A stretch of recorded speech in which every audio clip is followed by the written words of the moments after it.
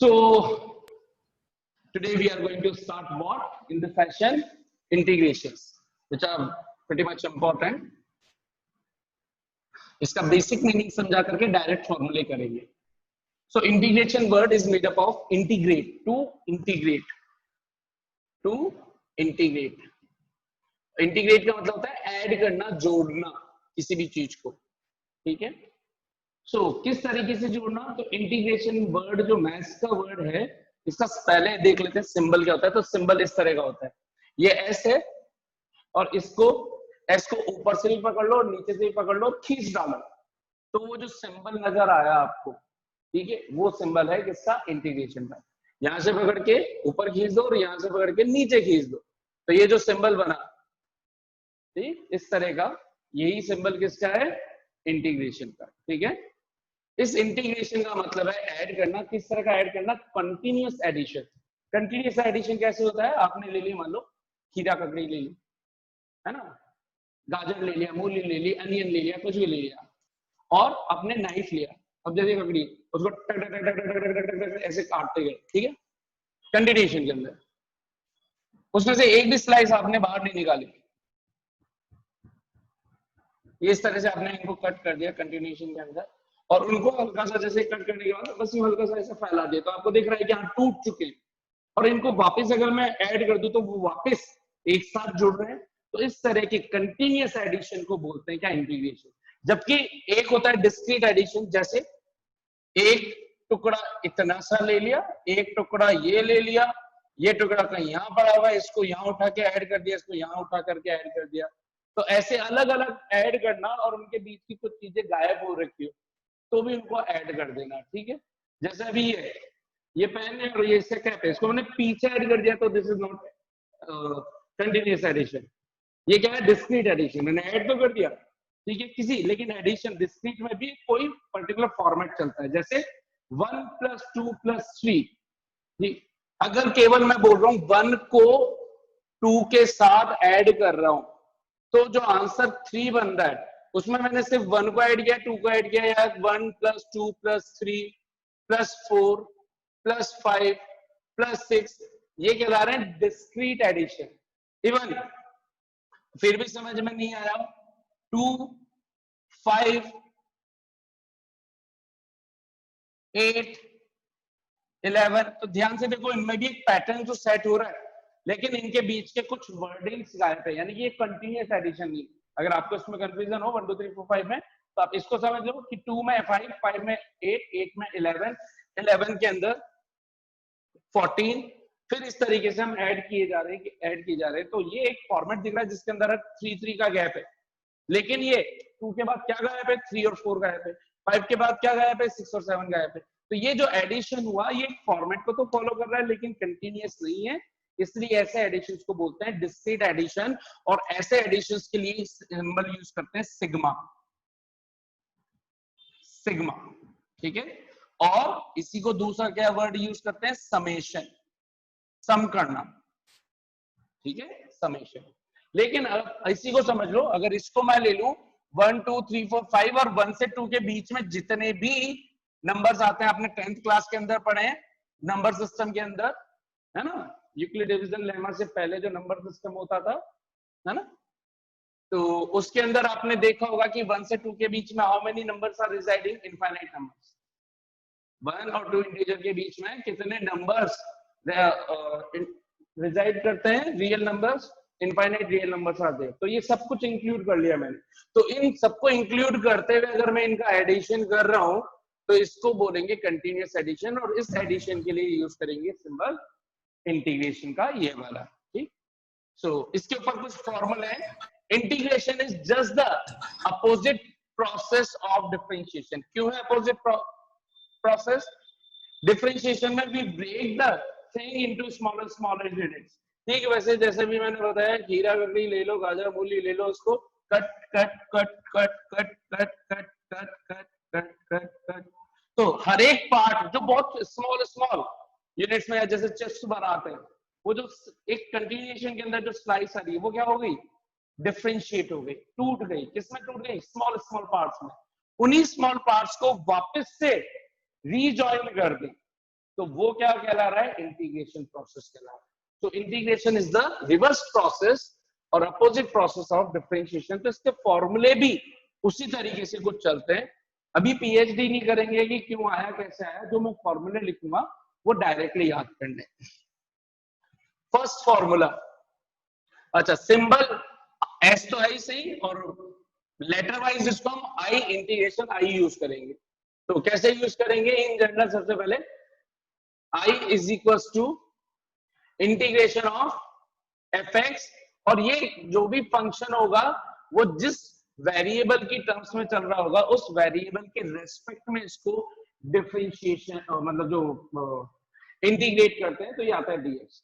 कैसे आता है थोड़ा सा समझो, फिर से एक दो चीज और समझ लो ताकि थोड़ा सा प्रॉपर्ली बैठ जाए आपके mind. y is equal to, मान लीजिए y इज इक्वल टू कोई फंक्शन दे रखा था कैपिटल एफ एक्स, है ना, या कोई सा भी फंक्शन दे रखा था, और इसका डिफरेंशिएशन किया dy बाई dx, तो इसका आंसर आया स्मॉल एफ एक्स। जैसे y is equal to X cube था, तो dy बाई dx किया, तो ये आंसर आया 3x स्क्वायर। तो x क्यूब को तो बोल दिया बड़ा F x, capital F x, और ये जो 3x स्क्वायर आया ये भी अपने आप में x का ही वेरिएबल है, तो इसको बोल दिया स्मॉल एफ एक्स, समझने के लिए। ठीक, तो अब हमें क्या करना है, जब यहाँ पर हमने ये चीज कहानी लिख दी कि when y is equal to capital F x, when या if y is equal to capital F x and if dy by dx is equal to small F x, अगर ऐसा हो देन dy को अगर मेरे को फाइंड करना हो तो क्या लिखूंगा, dx को उधर भेज दूंगा, तो dy is equal to F X dx। अब अगर मुझे dy से फिर से y बनाना है, तो मैंने y को बेसिकली किया क्या है, छोटे छोटे छोटे छोटे dy में तोड़ दिया, ये था पूरा y, और इसका हर एक पार्ट क्या बोला जा रहा है, dy dy dy dy dy dy। तो अगर हर एक dy dy dy dy को ऐड कर दूं, dy dy dy dy dy dy dy, इन सबको अगर मैं ऐड करता जाऊं कंटिन्यूएशन के अंदर, तो मुझे फिर से वापस पूरा ऐड होकर के फिर से क्या मिल जाएगा, y। और इनको कंटिन्यूएशन में ऐड करने को ही मैं क्या बोल रहा हूं, इंटीग्रेशन। यानी कि इतने सारे ना लिख करके केवल एक dy लिखा और उसके आगे इंटीग्रेशन लगा दिया, का मतलब है कि ऑल dy एडिशन, सभी dy's का एडिशन। तो मुझे y बनाना है तो मैं क्या करता हूं, उसको dy दोनों तरफ इंटीग्रेशन का सिंबल एफ एक्स dx। तो ये मुझसे क्या मिल गया, तो ये है आपका इंटीग्रेशन, ये डिफरेंशिएशन, दोनों एक दूसरे के क्या होते हैं, उल्टे होते हैं, एक दूसरे को कैंसिल कर देंगे, काट डालेंगे, मार डालेंगे, क्या बच गया y। तो ये y इज इक्वल टू क्या आ गया, एफ एक्स dx। यानी कि आप 3x स्क्वायर का इंटीग्रेशन कर दो तो वापस आपको x क्यूब मिल जाना चाहिए। अब इसको मैं वेरीफाई करके बता दूंगा कैसे। तो ये तो है तरीका कि इंटीग्रेशन, तो y को ही हम y ना लिख करके यहाँ पे y को ही क्या लिख रहे हैं, i is equal to integration of कोई सा भी function of x into dx। इस फॉर्मेट में सारे फॉर्मूले रहेंगे, x का कुछ ना कुछ यहाँ पे फंक्शन रहेगा और उसका इंटीग्रेशन। अब ये क्या बोल रहे हैं, यहाँ तो कर रहे थे differentiation dy by dx, differentiation किसके रेस्पेक्ट में कर रहा है, x के रेस्पेक्ट में, यहाँ इंटीग्रेशन किसके रेस्पेक्ट में कर रहा है, x के रेस्पेक्ट में। तो ये जो dx ये क्या बता रहा है कि जिस क्वांटिटी के रेस्पेक्ट में इंटीग्रेशन किया जा रहा है वो, इसमें नीचे रहता है dx, तो जिस क्वांटिटी के, यहाँ dt होता तो मैं बोलता t के रेस्पेक्ट में डिफरेंशिएशन, अगर मैं यहाँ du लिख दूं तो मैं कहता u के रेस्पेक्ट में इंटीग्रेशन। तो ये कुछ छोटी छोटी चीजें जो आपको समझ में आ जानी चाहिए। तो बेसिक फॉर्मेट हो गया है हमारे पास, i is equal to integration of कोई सा भी x का फंक्शन इंटू dx। और कोई से भी x के फंक्शन में आपको मैंने पहले से ही बता रखा है कि there are 5 types of function, ILATE, inverse और ILATE, log, algebraic, trigonometric, exponential. इन्हीं के हमें क्या करने हैं, इंटीग्रेशन फॉर्मूलेस करने। ठीक, देखिए साहब, फर्स्ट फॉर्मूला क्यों आए कैसे आए ये नहीं करना, वैसे भी मैंने वैसे भी एक्स्ट्रा डिटेल बता दी। First formula, if i is equal to x to the power n dx। देखो x फंक्शन कौन हो गया, x की power n, algebraic function. If y is equal to x to the power n dx then its answer will be x to the power n plus 1 upon n plus 1 plus c. C is any arbitrary constant, any constant, उसको बोलते हैं any integration constant, ठीक है, कोई ना कोई, क्योंकि अभी यहाँ पर हमें नहीं पता कि हम इसको जैसे dy बाय, अभी मैंने बोला था कि y को मैंने ब्रेक करा dy में, तो यहाँ तो आपको समझ में आ रहा था a से b के बीच में ब्रेक किया, लेकिन अगर दे नहीं रखा हो तो आपको कैसे पता चलेगा कि 10 dy को ऐड करना है कि 20 dy को ऐड किया जाना है कि 30 को ऐड करना है, तो जब वो समझ में नहीं आता कि कितने को करना है, तो यहाँ पर एक लिमिट लगती है। जैसे अगर पता होता तो मैं इसको लिखता a से b तक मैंने ऐड किया, तो इसको बोलते हैं इंटीग्रेशन की लिमिट्स, ठीक है। जब अभी हम फॉर्मूले कर रहे हैं तो उसको कर रहे हैं बिना लिमिट्स के, ऐसे इंटीग्रेशन को बोला जाता है इनडेफिनाइट इंटीग्रेशन। तो इंटीग्रेशन टू टाइप्स के होंगे, डेफिनाइट यानी कि फिक्स, सर्टेन। वो फिक्स सर्टेन क्या होंगे, जिसमें आपको पता हो कि मैं कहां से कहां तक ऐड कर रहा हूं, कहां से कहां तक इंटीग्रेट कर रहा हूं, that is called the limits of integration. a to b is called, these are the limits of integration. इसको बोलते हैं लोअर लिमिट, इसको बोलते हैं अपर लिमिट। जो ऊपर लिखा होगा वो अपर लिमिट ऑफ इंटीग्रेशन, जो नीचे लिखा होगा वो लोअर लिमिट ऑफ इंटीग्रेशन, ठीक। जब इंडेफिनाइट होता है तो ये हुआ इंडेफिनाइट, क्योंकि ये फिक्स नहीं है, हमें पता नहीं है कहां से कहां तक ऐड कर रहे हैं, तो उसमें हमने मान लिया कोई ना कोई कांस्टेंट हो सकता है, कोई हिस्सा हमें नहीं पता, कोई छूट रहा था नहीं छूट रहा था, तो उसके लिए हमने कुछ मान लिया कांस्टेंट। तो ये ध्यान रखना है कि हमेशा इंडेफिनाइट इंटीग्रेशन के अंदर प्लस सी आपको लगा के रखना है। इसकी वैल्यू आगे चल के आपको समझ में आ जाएगा कि कैसे होती है, अभी बस आपको यह रखना है हर फॉर्मूले में प्लस सी ऐड करना है, डन, ठीक। तो i इज इक्वल टू हो गया x की power n dx n plus 1, x की power n plus 1 upon n plus 1, यानी कि पावर ऊपर 1 से ऐड होगी और नीचे भी केवल नंबर 1 से ऐड हो जाएगा। फॉर एग्जांपल, जल्दी से मैंने कहा वेरीफाई करके बताता हूं मैं, कि अभी मैंने बोला था कि अगर ये dy बाय dx हो x क्यूब, तो इसका आंसर आता था 3x स्क्वायर।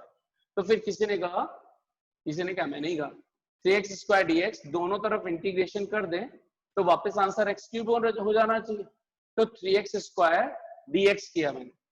अच्छा, इसमें भी सेम रूल चलेगा, कांस्टेंट जो होता है वो बाहर आ जाता है, तो इसको मैंने ऐसे कर दिया, अभी वो आगे लिखवा दूंगा वहां पे, अभी बस समझ लो इसको वेरीफाई। x स्क्वायर, ये x की पावर n dx फॉर्मेट बन गया, 3 टाइम 3 बाहर है, x की पावर n प्लस 1, x की पावर 2 प्लस 1 अपॉन 2 प्लस 1, ठीक, प्लस c, तो 3 इंटू एक्स क्यूब अपॉन 3 से 3 कैंसिल, एक्स क्यूब प्लस सी। अब यहाँ पे अगर ये फिक्स था कि एक्स क्यूब ही, तो इस जगह सी की वैल्यू हो जाएगी 0, यानी कि फाइनल आंसर आ जाएगा एक्स क्यूब। डन, ये देखो वापस एक्स क्यूब मिल गया, रिवर्स प्रोसेस, ठीक है। तो फर्स्ट आपको क्या ध्यान रखना है, डायरेक्ट फॉर्मूला एक्स की power n integration of x की power n dx is equal to x to the power n plus 1 upon n plus 1 plus c। Done, कुछ माइंड नहीं लगाना। Second, I is equals to k into fx dx. That means if k is any constant inside the integration, then it is also taken outside from the integration. Only the variable quantities are being integrated. So this is the, that's how. फिर जो भी यहाँ पे जैसे x की power n किया तो फिर अब उसको इंटीग्रेट करोगे। Third formula, if there is some, ये तो था मल्टीप्लीकेशन, अगर मैं बोल दूं कि there are two functions, या तो प्लस हो रहे हो या माइनस हो रहे हो, तो जितने फंक्शंस नजर आते हैं वेरिएबल टर्म्स में, उन सबका सेपरेट सेपरेट इंटीग्रेशन कर देते हैं, ठीक वैसे जैसे डिफरेंशिएशन में किया था। तो इसको क्या लिखूंगा, dx इससे मल्टीप्लाई हो जाएगा, तो ये बनेगा इंटीग्रेशन ऑफ f1x dx, फिर प्लस है तो प्लस, माइनस है तो माइनस, फिर इंटीग्रेशन ऑफ सेकंड का इंटीग्रेशन, यानी कि जितने प्लस माइनस हो उतने नंबर ऑफ इंटीग्रेशन के अंदर ये कन्वर्ट हो जाएगा। So this is the second formula, this is sorry third formula, this is second formula, this is first formula. By default अभी क्योंकि इसको सॉल्व किया नहीं है इसलिए प्लस सी नहीं लिखा, जिनकी वैल्यूज रख दूंगा फंक्शन की तब फिर फाइनल आंसर में प्लस सी लगाना है, ठीक है। Fourth format, if i is equals to, मान लीजिए आपको दे रखा है, सबसे पहले बात कर लेते हैं 6 ट्रिग्नोमेट्रिक फंक्शंस की, ठीक है, क्योंकि वो थोड़े से आसान रहते हैं, सबसे ज्यादा काम आते हैं। sin x dx, तो इसका आंसर आता है साहब minus cos x plus c। तो ट्रिग्नोमेट्रिक 6 होंगे तो 4 5 6 7 8 9 है ना, sin x cos x dx, इसका आंसर आएगा प्लस का sin x plus C. Plus का मतलब प्लस लगाओ मत लगाओ, simply sin x, cos x का इंटीग्रेशन sin x का integration minus cos x। 6 i is equal to integration of sin हो गया cos हो गया tan x dx। तो अब यहां पर एक्चुअल में tan x dx का इंटीग्रेशन नहीं करते, हम जो काम कर रहे हैं ना, हम क्या काम कर रहे हैं, हम जो डिफरेंशिएशन हमें याद है, हम उनके इंटीग्रेशन बना रहे हैं उल्टे। तो वहां पे ध्यान से देखें कि हमें जो मिलता था, पहले वो 6 से लिख देता हूं जिससे आपको थोड़ी सी एक बेटर क्लैरिटी मिल जाए। हमारे पास y इज इक्वल टू होता था sin x, और यहां से हम लिखते थे dy by dx, यानी कि differentiation of sin x is equal two plus का cos x। इसी तरह से डिफरेंशिएशन ऑफ cos x लिखते थे माइनस का sin x। इसी तरह से डिफरेंशिएशन ऑफ tan x लिखते थे sec स्क्वायर x। इसी तरह से डिफरेंशिएशन ऑफ cot x लिखते थे माइनस का cosec स्क्वायर x। इसी तरह से डिफरेंशिएशन ऑफ sec x लिखते थे sec x into tan x। इसी तरह से डिफरेंशिएशन ऑफ cosec x लिखते थे minus of cosec x into cot x। तो ये तो थे डिफरेंशिएशन के आंसर्स, और ये था डिफरेंशिएशन का फंक्शन। इंटीग्रेशन में उल्टा होना है, जो आंसर है वो फंक्शन बनेगा और जो फंक्शन है वो आंसर बन जाएगा। ध्यान से देखो, cos x का इंटीग्रेशन आंसर आना चाहिए प्लस का sin x। ये बाहर लिखा हुआ है माइनस का sin x, अगर मैं sin x का इंटीग्रेशन करूं तो ये माइनस इधर भेज दूं तो ये माइनस का cos x बन जाना चाहिए, तो वो लिख दिया मैंने। फिर मेरे पास थर्ड कौन है, sec स्क्वायर x, तो मुझे यहाँ पे tan x कहीं पे भी नहीं दिख रहा, तो हम इंटीग्रेशन किसका करेंगे थर्ड पार्ट में, यानी कि फाइनल आंसर में मुझे साइन चाहिए, कॉस चाहिए, tan चाहिए, कॉट चाहिए, सेक चाहिए, कोसेक चाहिए। आंसर में, इंटीग्रेशन के आंसर में जिन चीजों का डिफरेंशिएशन हमने किया था वही चीजें इधर आंसर में मिलनी चाहिए। वो मिलने के लिए यहाँ कौन से फंक्शन चूज करने पड़ेंगे जो आंसर में मिल रहे थे। तो आंसर में क्या क्या मिल रहे थे, तो ये पहले दो तो कर ही दिए मैंने, 6 कर देता हूं, i is equal to sec square x dx। तो इसका आंसर, ये sec स्क्वायर x किसका आंसर होता था, tan x का, तो ये बोल दिया मैंने tan x प्लस c। इसी तरह से 7 i is equal to cosec square x dx। तो ध्यान से देखो cosec स्क्वायर x में माइनस भी है, तो मैं केवल cosec स्क्वायर चाहता हूं तो ये माइनस इधर ट्रांसफर कर दूं तो ये cot के पास चला जाएगा, तो इसका आंसर आएगा माइनस cot x। तो ये बन गया minus cot x plus c। ठीक इसी तरह से 8 formula i is equal to, देखो मैंने साइन का कर दिया, कॉस का कर दिया, सेक स्क्वायर कर दिया, कॉसेक स्क्वायर कर दिया, अब बचा है सेक एक्स tan x और एक बच रहा है cos x cot x। ठीक है, so next is sec x tan x। तो sec x tan x किसका आंसर होता था, sec x tan x answer होता था sec x का, तो ये आंसर आ गया sec x plus c। So integration of sec x into tan x dx will be equals to sec x plus c। इसी तरह से 9th formula i is equals to integration of cosec x cot x into dx will be equals to minus of cosec x plus c। Minus इधर चला जाएगा, minus cosec x plus c। तो ये हो गए आपके 6 ट्रिग्नोमेट्रिक फंक्शन, 1 2 3 4 5 6। तो ये ट्रिग्नोमेट्रिक फंक्शंस के इंटीग्रेशंस होते हैं। ठीक, इसके बाद चलो इसके बाद की कहानी मैं आप लोगों को कल कराऊंगा, क्योंकि अभी तो थोड़ा टाइम है वैसे मेरे पास, करवा ही देते हैं। 10th i is equal to, अब फिर से देखें उसके अंदर, देखो ट्रिग्नोमेट्रिक डिफरेंशिएशन को देख करके निपटा लिया। अच्छा इसमें ठीक है भाई, इस अभी टाइम नहीं रहेगा तो फिर इसके बाद हम कल ही करेंगे, रिमेनिंग 9th के बाद।